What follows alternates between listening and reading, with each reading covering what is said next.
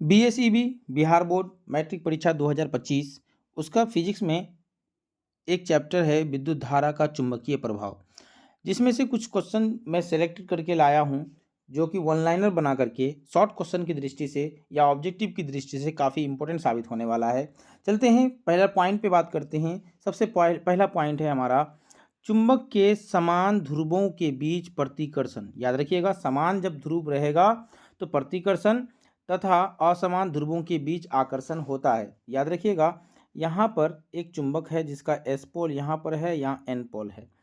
उसके बाद एक चुंबक यहाँ पर है, अगर इसका एस पोल यहाँ पर है, यहाँ पर एन पोल है, तो ये एक दूसरे को क्या करेंगे, अट्रैक्शन करेंगे, आकर्षण करेंगे, क्योंकि यहाँ पर साउथ नॉर्थ पोल है, यहाँ पर साउथ पोल है।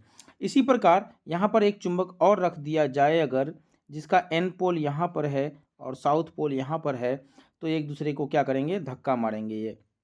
ये एक दूसरे को प्रतिकर्षण करेंगे। तो इसीलिए कहा जाता है चुंबक के समान ध्रुवों में प्रतिकर्षण तथा असमान ध्रुवों में आकर्षण होता है। आगे बढ़ते हैं, दूसरा पॉइंट पे बात करते हैं। चुंबक के चारों ओर का क्षेत्र जिसमें आकर्षण तथा प्रतिकर्षण बलों के प्रभाव का अनुभव किया जाता है चुंबकीय क्षेत्र कहलाता है। याद रखिएगा, काफ़ी इंपॉर्टेंट क्वेश्चन है ये, चुंबकीय क्षेत्र किसे कहते हैं। याद रखिएगा, चुंबक का क्षेत्र वह क्षेत्र, जैसे कि यहाँ पर चुंबक है, ये चुंबक इस एरिया में रहे किसी भी चुंबकीय पदार्थ को ये खींच लेता है, तो ये वाला क्षेत्र को क्या कहते हैं, चुंबकीय क्षेत्र कहते हैं। याद रखिएगा, चुंबक जहाँ तक चुंबक का प्रभाव रहता है, जहाँ तक अपनी वस्तुओं को चुंबकीय पदार्थ को खींच सकता है, उसको क्या कहते हैं, उस क्षेत्र को चुंबकीय क्षेत्र कहते हैं। याद रखिएगा।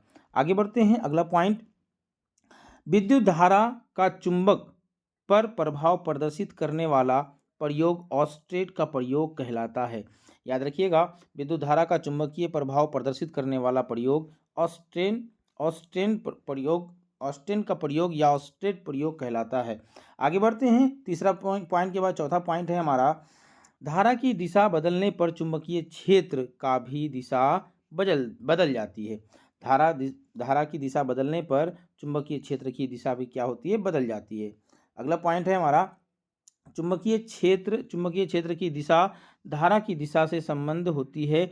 इसे मैक्सवेल के दक्षिण हस्त नियम से ज्ञात किया जाता है। मैक्सवेल ने क्या दिया था, दक्षिण हस्त नियम दिया था। याद रखिएगा, मैक्सवेल ने दक्षिण हस्त का नियम दिया था।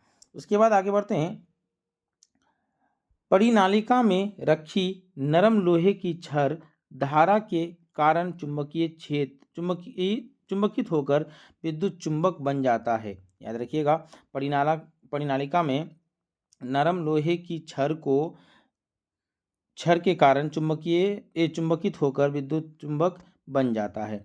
मान लेते हैं यह एक कोई नरम लोहे का क्रोड है, इसमें से कोई तार इस तरह से लपेटा गया है।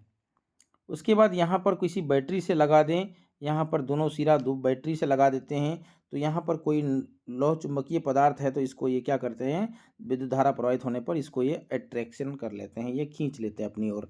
उसके बाद आगे बढ़ते हैं, विद्युत चुंबक अस्थायी चुंबक होता है। ये ऑब्जेक्टिव क्वेश्चन आ सकता है, विद्युत चुंबक कैसा होता है, अस्थायी होता है कि अस्थायी होता है। तो याद रखिएगा, विद्युत चुंबक जितने भी होते हैं वो सभी अस्थायी होते हैं। आगे बढ़ते हैं, अगला पॉइंट है हमारा, चुंबक द्वारा धारावाही चालक पर लगाए गए बल की दिशा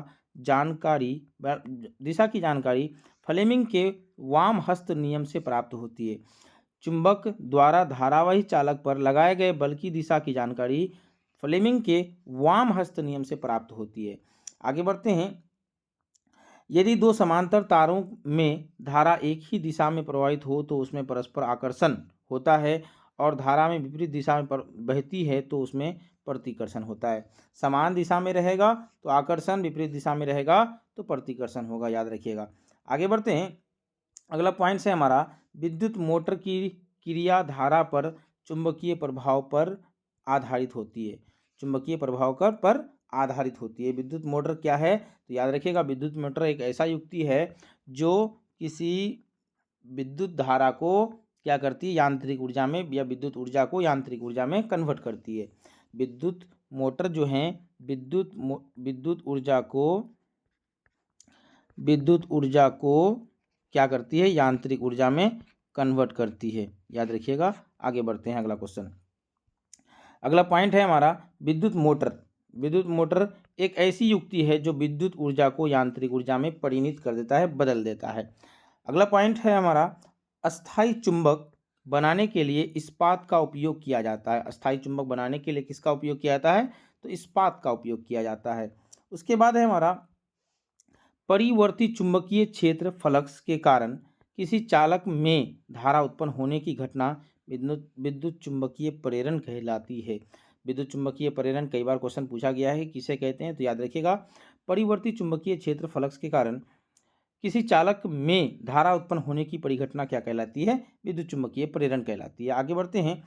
प्रेरित विद्युत धारा की दिशा फ्लेमिंग के दक्षिण हस्त नियम से प्राप्त होती है।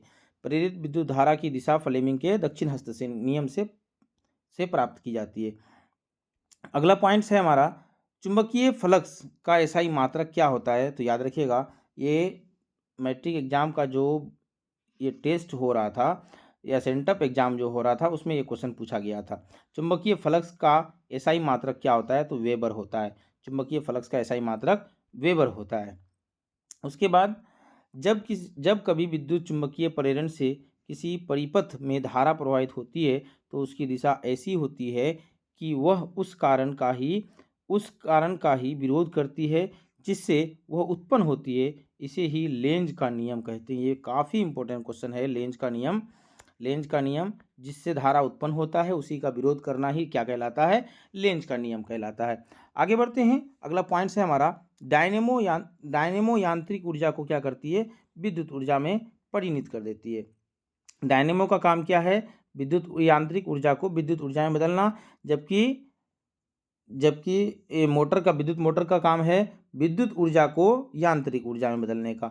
याद रखिएगा, काफ़ी इंपॉर्टेंट क्वेश्चन है, यहाँ पर घुमा फिरा के क्वेश्चन पूछने लगता है।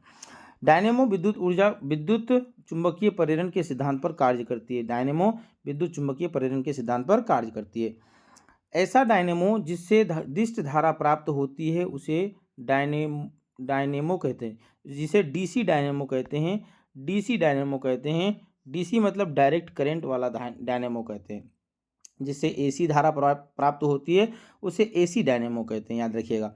आगे बढ़ते हैं। दिक् परिवर्तक के द्वारा प्रत्यावर्ती धारा को दिष्ट धारा में बदला जाता है। बदलने की क्रिया दिष्टकरण रेक्टिफिकेशन कहलाती है। दिक् परिवर्तक के द्वारा प्रत्यावर्ती धारा को दिष्ट धारा में बदलने की प्रक्रिया को क्या कहते हैं? दिष्टीकरण कहते हैं। प्रत्यावर्ती धारा को दिष्ट धारा में बदलने की प्रक्रिया दिष्टकरण कहलाती है। आगे बढ़ते हैं। अगला पॉइंट्स है प्रत्यावर्ती धारा स्रोत सर्वाधिक उपयोगी धारा स्रोत होता है। प्रत्यावर्ती धारा स्रोत सर्वाधिक उपयोगी होता है। प्रत्यावर्ती मतलब अल्टरनेट करंट एसी जो हमारे घर में है, अल्टरनेट करंट। इसकी फ्रीक्वेंसी कितनी होती है? तो याद रखिएगा, इसकी फ्रीक्वेंसी होती है 50 हर्ट्ज होती है। इसकी फ्रीक्वेंसी कितनी होती है? 50 हर्ट्ज होती है। तो ये था हमारा विद्युत धारा का चुंबकीय प्रभाव से कुछ इंपॉर्टेंट पॉइंट्स जो लास्ट में बचे हुए हैं, इसको पढ़ लेते हैं एक बार। 220 वोल्ट वाले तार को जीवित तार तथा पृथ्वी के संपर्क में रहने वाले तार को उदासीन तार कहते हैं। इसको जीवित तार या विद्युन्मय तार भी कहते हैं। इसको विद्युन्मय तार भी कहते हैं। इसको 220 वोल्ट वाले तार को जीवित तार या विद्युन्मय तार तथा पृथ्वी से संपर्क रहने वाले तार को उदासीन तार कहते हैं।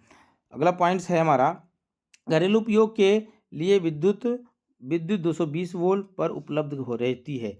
घरेलू उपयोग के लिए विद्युत का कितना वोल्ट इस्तेमाल करते हैं? 220 वोल्ट इस्तेमाल करते हैं। उसके बाद 15 एम्पियर के लाइन को पावर लाइन तथा 5 एम्पियर के लाइन को घरेलू लाइन कहा जाता है। ये भी काफ़ी इंपॉर्टेंट क्वेश्चन है। 15 एम्पियर के लाइन को पावर लाइन और 5 एम्पियर के लाइन को घरेलू लाइन कहा जाता है। आगे बढ़ते हैं। विद्युत तीव्रता का एसआई मात्रक वोल्ट प्रति मीटर होता है। विद्युत तीव्रता का एसआई मात्रक वोल्ट प्रति मीटर होता है। या ऐसे लिख सकते हैं इसको वोल्ट प्रति मीटर, या ऐसे भी लिख सकते हैं वोल्ट प्रति मीटर, ऐसे भी लिख सकते हैं। इसका एसआई मात्रक क्या होता है? विद्युत तीव्रता का एसआई मात्रक वोल्ट प्रति मीटर होता है।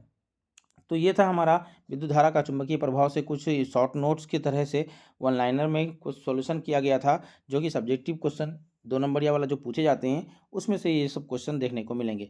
चलते हैं आगे आज का क्लास यहीं पे समाप्त करते हैं। तब तक के लिए हमको इजाज़त दीजिए। नमस्कार। अगर हमारे चैनल में नए हैं तो हमारे चैनल को ज़रूर सब्सक्राइब कर लें।